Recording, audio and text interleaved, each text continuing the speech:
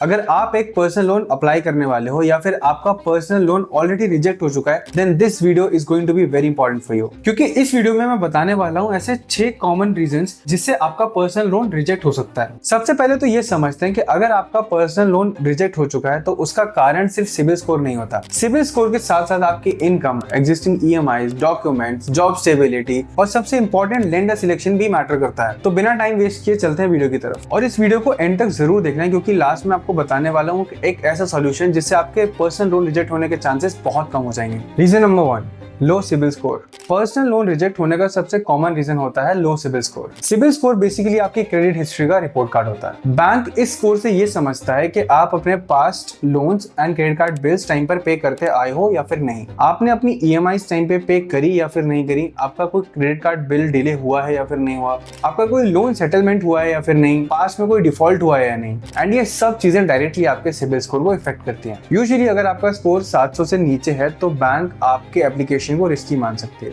And generally 750 plus score को safer माना जाता है। आपकी सैलरी कितनी भी अच्छी हो, लेकिन अगर आपका पास रिकॉर्ड खराब है, आपने अपनी ईएमआई टाइम पे नहीं करे हैं, क्रेडिट कार्ड बिल्स टाइम पे नहीं भरे हैं, तो बैंक को डाउट होता है कि आप फ्यूचर में भी अपने ईएमआई और बिल्स टाइम पे कर पाओगे या फिर नहीं कर पाओगे। पर्सनल लोन में यूजुअली बैंक के पास कोई सिक्योरिटी नहीं होती है, ना ही आपके कोई प्रॉपर्टी के पेपर्स होते हैं, ना ही कोई गोल्ड होता है, तो इसीलिए आपके रीपेमेंट बिहेवियर को बैंक काफी सीरियसली लेता है। एंड रीपेमेंट बिहेवियर को जानने का सबसे सिंपल तरीका होता है सिबिल स्कोर चेक करना। तो अगर आपका सिबिल स्कोर लो है तो चांसेस है कि आपका लोन रिजेक्ट हो जाएगा या फिर आपको हायर इंटरेस्ट पे लोन मिलेगा। Reason number 2, high burden of existing EMIs. बहुत लोगों को लगता है कि बैंक सैलरी देखता है, लेकिन बैंक सैलरी के साथ साथ ये भी चेक करता है कि कितना पार्ट ऑफ द सैलरी आपका ऑलरेडी ईएमआईज में जा रहा है। इस कॉन्सेप्ट को बोला जाता है FOIR, fixed obligation to income ratio. Simple words में अगर बोला जाए तो बैंक ये चेक करता है कि आपके मंथली इनकम के कंपैरिजन में आपके मंथली फिक्स्ड एक्सपेंसेस कितने हैं। फॉर एग्जांपल, अगर आपकी सैलरी 16,000 पर मंथ है एंड आपकी एग्जिस्टिंग ईएमआई ही 33,000 पर मंथ है, तो ये हो गया कि आपके more than 50% of the salary EMI में जा रहा है। तो इससे बैंक ये जानने की कोशिश करता है कि अगर आप एक पर्सनल लोन लेते हैं तो आपके पास रीपेमेंट कैपेबिलिटी है भी कि नहीं, क्योंकि उन रिमेनिंग 27,000 में से आपको अपने बाकी लाइफस्टाइल एक्सपेंसेस भी मैनेज करने हैं। और अगर बैंक को लगता है कि आपका ईएमआई बर्डन ऑलरेडी ज्यादा है तो चांसेस है कि आपका पर्सनल लोन रिजेक्ट हो सकता है। तो ये तो आप समझ ही गए होंगे कि पर्सनल लोन लेने के लिए आपकी सैलरी मैटर नहीं करती, आपकी रीपेमेंट कैपेबिलिटी मैटर करती है। रीजन नंबर 3, अनस्टेबल जॉब और इनकम प्रोफाइल।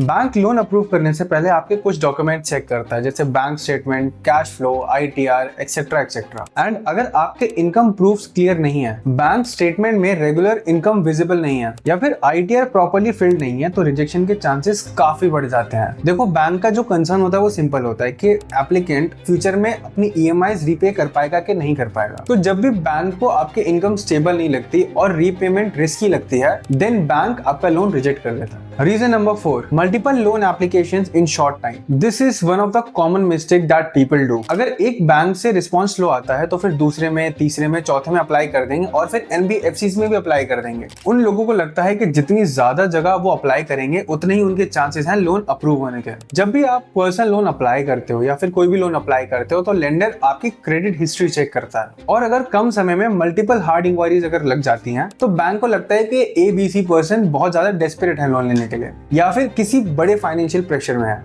और इसके साथ साथ multiple hard inquiries CIBIL score को भी इंपैक्ट करती हैं, तो इसीलिए ब्लाइंडली अप्लाई करने से पहले एलिजिबिलिटी समझो। रीजन नंबर 5, डॉक्यूमेंट मिसमैच और इनकम्प्लीट डॉक्यूमेंट्स। ये रीजन सुनने में तो स्मॉल लग सकता है, लेकिन लोन अप्लाई करते वक्त ये काफी मेजर रोल प्ले करता है। अब लोन अप्लाई करते वक्त कॉमन डॉक्यूमेंट इश्यूज क्या होते हैं? पैन कार्ड और आधार कार्ड डिटेल्स मिसमैच होना, एड्रेस प्रूफ ओल्ड एड्रेस का होना, सैलरी स्लिप और बैंक स्टेटमेंट मैच ना करना, बैंक स्टेटमेंट में सैलरी नरेशन क्लियर ना होना, outdated documents, incomplete KYC, wrong employ details, missing income proofs या फिर बैंक स्टेटमेंट प्रॉपर्ली अवेलेबल ही ना होना। इस तरह के डॉक्यूमेंट इश्यूज आपकी प्रोफाइल पर बैंक का ट्रस्ट कम करते हैं, और इसलिए लोन अप्लाई करने से पहले डॉक्यूमेंट्स सारे अपडेटेड, कंप्लीट और मैच्ड होने चाहिए। Reason number 6, wrong loan amount and wrong lender selection. काफी केसेस में एप्लीकेंट एलिजिबल तो होता है, लेकिन लोन अमाउंट गलत डाल देता है या फिर गलत बैंक में अप्लाई कर देता है। फॉर एग्जाम्पल, अगर आप अप्लाई कर रहे हो 15 लाख के लोन के लिए और अगर आपकी इनकम, एग्जिस्टिंग EMIs और क्रेडिट हिस्ट्री के हिसाब से अगर आप एलिजिबल ही 6 से 7 लाख के लोन के लिए हो, तो आपके 15 लाख के लोन वाली एप्लीकेशन रिजेक्ट हो जाएगी। बट अगर आपकी एप्लीकेशन रिजेक्ट हो गई तो इसका मतलब मतलब ये तो नहीं है कि आपको लोन मिल नहीं सकता। हो सकता है राइट लोन अमाउंट और राइट लेंडर के साथ अप्रूवल के चांसेस ज्यादा हों, एंड दैट इज वेयर आर्थिक कंसल्टेंट्स हेल्प्स यू। हम इन सारे पॉइंट्स का ध्यान तो रखते ही हैं और साथ ही साथ आपका सिबिल स्कोर और प्रोफाइल चेक करने के बाद 25 प्लस बैंक्स एंड NBFC से कंपेयर करके आपके लिए बेस्ट इंटरेस्ट और लेंडर्स फाइंड आउट करते हैं। और इसके साथ साथ paper work, follow ups and approval updates की सब हमारी जिम्मेदारी है। आपका काम है सिर्फ डॉक्यूमेंट्स रेडी रखना। So that is all for this video. इस वीडियो को ज्यादा से ज्यादा शेयर करने अपने ऐसे फ्रेंड्स को जो कि अभी पर्सनल लोन के लिए अप्लाई करने वाले हैं या फिर जिनका लोन रिजेक्ट हो चुका है। This will help them. ऐसी ही और लोन रिलेटेड वीडियोस के लिए डू सब्सक्राइब आर्थिक कंसल्टेंट्स।